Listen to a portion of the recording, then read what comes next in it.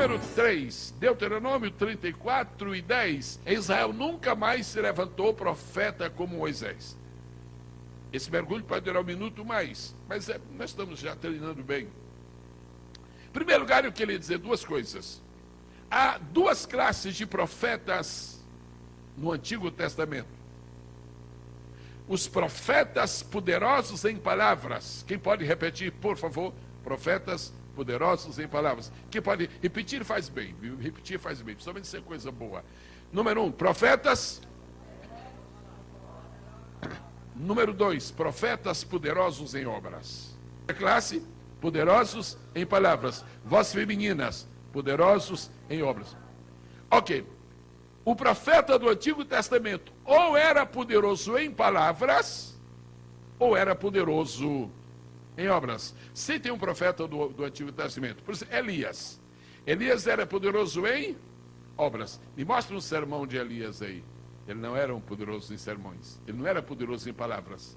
Ele era poderoso em palavras, ele é até meio esquisito, não é?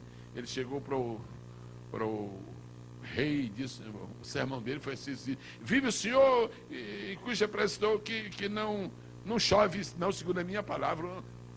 O sermão assim meio... Ok.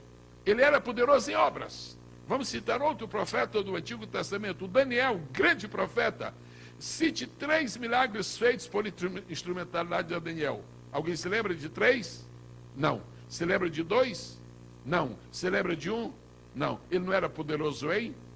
Agora veja o que ele escreveu. Meu Deus, veja as visões que Deus deu para ele e que resulta nos seus escritos. Muito bem. Nunca mais se levantou o profeta Israel com Moisés. Por quê, irmãos? Porque era poderoso em palavras e era poderoso em obras. Um aplauso a Deus pela vida de Moisés. Vou contar para os irmãos o que acontece com Davi. Você tem um lenço? Lenço aí. Alguém? Ok. Está resolvido. De papel, muito bem. Agora, muito bem. Agora você pode tirar o relógio aí, por favor?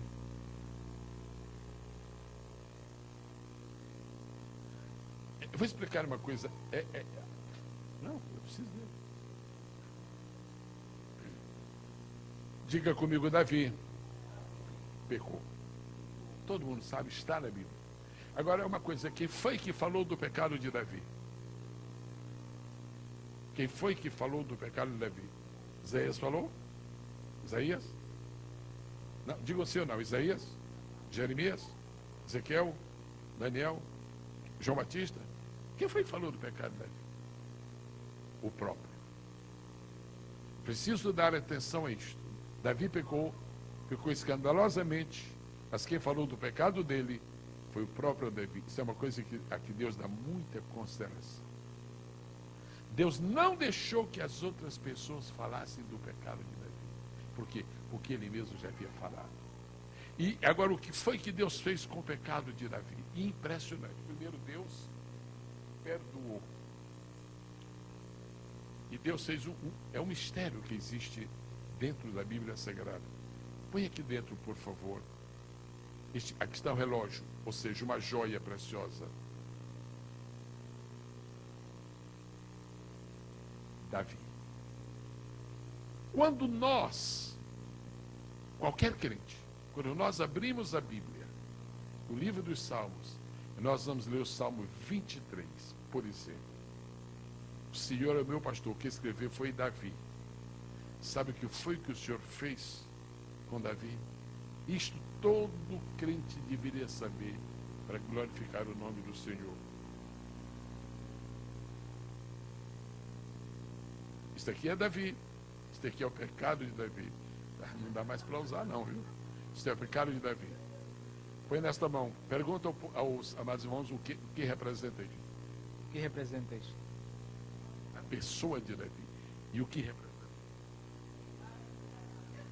Quando você está lendo o Salmo 23, Deus separa o pecado de Davi da pessoa dele, da história dele, da memória dele, deixa de lado, e não existe um crente sincero neste mundo, nenhum, que lendo o Salmo 23, com espírito de piedade, se lembre do pecado que ele tinha. Quais foram os dramas que aconteceram na vida de Tomé? Eu vou deixar esta palavra como uma semente de investigação para os amados irmãos. Nós pensamos que o maior erro de Tomé foi não haver acreditado na ressurreição de Jesus. Não foi o maior. Tomé foi o único homem na Bíblia, nos evangelhos, porque a história é de Jesus na terra. Tomé foi o único homem nos evangelhos, o único homem nos evangelhos que chamou Jesus de mentiroso. Mateus capítulo 10, versículo 3, é a primeira vez que vai haver uma relação dos discípulos, diz assim, fala o nome de todos, quando chega em Tomé diz assim, Tomé e Mateus. Fala comigo, povo de Deus. Tomé e Mateus. Olha só, pastora Maura, primeira vez que aparece o nome de Tomé nos evangelhos, fala assim, Tomé e Mateus. Se não fosse Bíblia, se não fosse a palavra de Deus, não era preciso ver o que eu vou ver agora com os irmãos. Agora, a próxima vez que vem a citação dos discípulos, em Marcos, capítulo 3, versículo 18, separou com uma vírgula, e a Mateus, vírgula, e a Tomé. Peraí, na primeira é Tomé e Mateus, na segunda é Mateus e a Tomé, e na terceira vez, em Lucas 6 e 15, Mateus e Tomé. Isso você não descobre surfando, isso você não descobre no tanque, isso você não descobre na piscina, você só descobre na terceira vez. O Tomé já saiu do primeiro lugar e veio para o segundo, Mateus e Tomé. Tem pessoas assim na igreja. Deus põe certas pessoas perto de outras, que são mais espirituais. Ao invés de ele, mas que camarada mais chato, rapaz, você fica no negócio de orar. Ai, o que é isso? Eu não posso mais nem dormir, o camarada. Eu acordo, você está ajoelhado aí. Que abuso. Arranja outro quarto para eu dormir. Tomé que não quer a companhia de Mateus. Olha uma coisa que ficamos aqui sem dever aos irmãos. Diga sempre a quem você puder.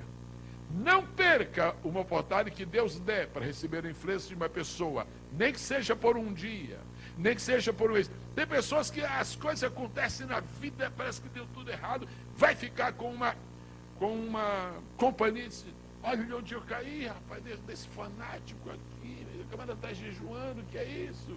Que é isso? Um mês, depois você bora, lá na frente vai celebrar, olha o que eu perdi.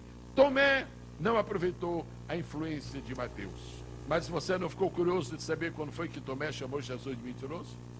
Não ficou curioso? Mamaura, você lembra que Tomé chamou Jesus de mentiroso? Rapidinho, dá uma olhada. Ficam dois irmãos de pé, se pode, por favor, só dois. Ok, só dois. Quer dizer, pelo menos dois, né? Que é irmão João e irmã Joana, por favor. Está com a Bíblia, irmão João? Não é para ler a Bíblia. O que é que diz a Bíblia em São João 14, por favor, verso 3? Quem pode ler? Leia para não terminar sem falar isto. São João 14, 3, por favor. Vamos.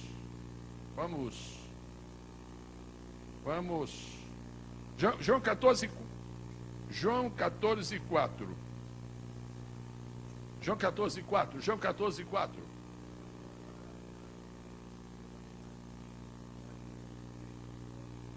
O próximo versículo. Espera, só me dizer. O que é que Jesus está falando?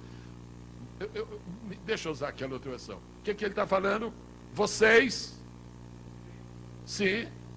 O que é que Jesus está dizendo? Vocês. O que é que Jesus está dizendo? Vocês.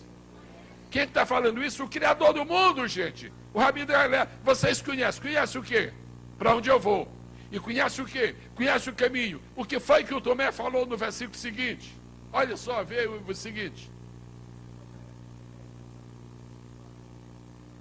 Outra pérola.